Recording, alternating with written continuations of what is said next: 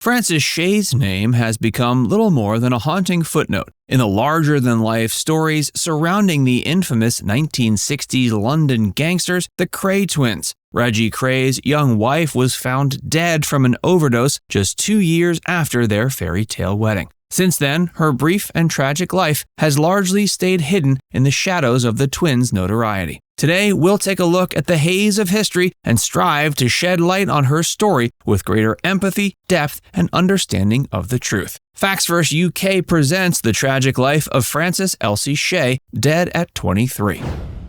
Frances's early life.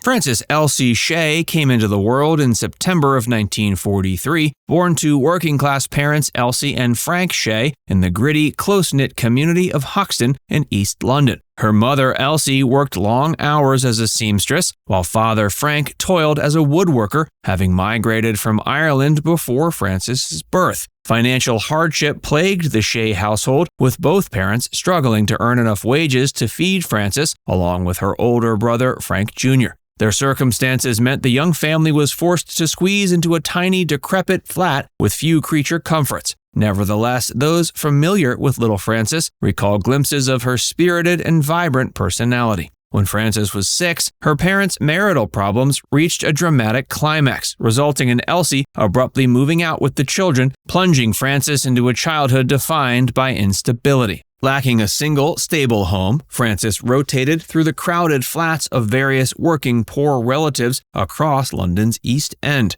Without grounding parental figures guiding her formative years, Frances turned inward, learning to be adaptable and emotionally self-sufficient before she hit her teenage years. She found respite from her volatile domestic situation through school, where teachers noted the emergence of her keen intelligence, artistic talents, and ambition that set her apart from her peers. Though lacking educational resources at home, young Frances demonstrated a natural curiosity and skill for self-teaching. She began to harbor aspirations of escaping poverty through higher learning in art or fashion. But with no role models to nurture her gifts, she slipped through the cracks. Her working-class reality meant leaving school at 16 to support her struggling family. Though economic barriers would stifle her potential, glimpses of Frances's promising talents continued to shine, even as she faded into the anonymity of low-wage factory and clerical jobs. The beginning of her courtship with Reggie Kray. 16-year-old Frances Shea's first fateful encounter with Reggie Kray occurred in 1960 while working a summer job at a clothing store in Bethnal Green. Frances's petite frame, doe-eyed innocence, and natural beauty instantly enraptured 27-year-old Reggie upon noticing her serving customers. Though Frances knew of the Kray twins' notoriety for heading East London's underground criminal network, she was naively starstruck by the attention from the infamously flashy and charming Reggie. Reggie learned Frances was the daughter of local gambling club owner Frank Shea and orchestrated introductions through her brother Frankie, who did odd jobs for the Kray firm. He showered impressionable Frances with invitations to dine at exclusive West End restaurants and nightclubs normally off-limits to working-class East Enders like herself. These lavish nights out let Frances taste the tantalizing lifestyle Reggie promised her for years to come.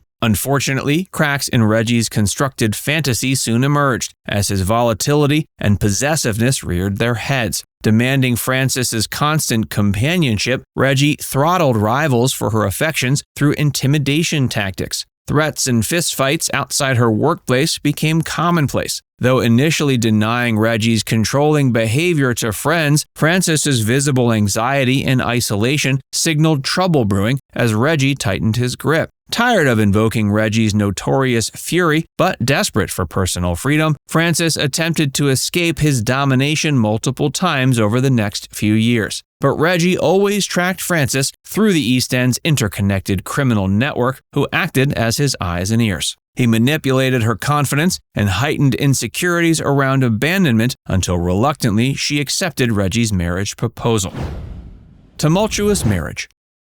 Frances Shea's fateful marriage to Reggie Kray in 1965 arose not from mutual affection, but Reggie's obsessive quest to put Frances under his total control. The extravagant, celebrity-studded ceremony at St. James Church and decadent Savoy Hotel reception felt like a fairy tale on the surface, but it masked profound relational issues laying beneath. Almost immediately after their honeymoon ended, 31-year-old Reggie subjected 22-year-old Frances to his destructive appetites and violent tendencies behind closed doors. Paranoid over losing his prized possession, he manipulated her emotions, shattering her confidence, and issued threats towards male friends he perceived as potential suitors. When Reggie's unhinged brother Ronnie moved into their new marital home unannounced for months-long stays, traumatic chaos ensued. The unpredictable Ronnie, in the throes of severe mental illness and aggression, verbally and physically intimidated Frances. Witnessing her husband and brother-in-law's vicious outbursts firsthand further damaged Frances's already fragile psyche. Feeling trapped, sharing a roof with dangerous criminals, she discovered Reggie had pathological control issues extending towards all areas of her life. Though she secured office jobs to get financial independence, Reggie often lingered outside offices tracking her movements. He exploited her anxiety over abandonment by withholding affection whenever she didn't fulfill his orders. After Reggie flung a knife into his hand during a heated argument, deliberately dripping blood onto Frances's bedsheets overnight to torment her, she mustered courage to escape. Penniless and homeless, she secretly took shelter with sympathetic friends for a while before Reggie tracked her down yet again.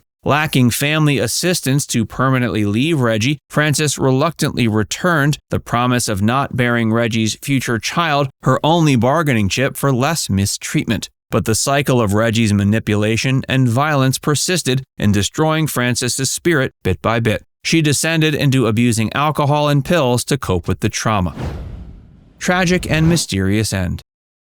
The final 2 years of her life were a losing battle against plunging mental health and deepening despair. Throughout 1966 and 67, she was repeatedly hospitalized following desperate cries for help. But the doctors focused narrowly on treating her outward symptoms rather than addressing the root cause, the domestic torment tying Frances to a powerful man who relished control. They released her without equipping her with ways to break free from Reggie's grasp or providing mental health support to help her regain strength and autonomy. In the early months of 1967, some surface-level signs emerged, suggesting she was recovering stability. She got a clerical job at a law firm and reconnected with old friends. Though Frances put on a facade of coping, internally she was filled with intense grief. The bright spirit who dreamed of bettering herself through education and seeing the world had been robbed of her ambitions. Ultimately, despite outward progress on breaking dependency on Reggie, Frances secretly knew she couldn't envision a way back to normality. On June 7, 1967, weeks before her 24th birthday, she was discovered lifeless in her bedroom by a family member.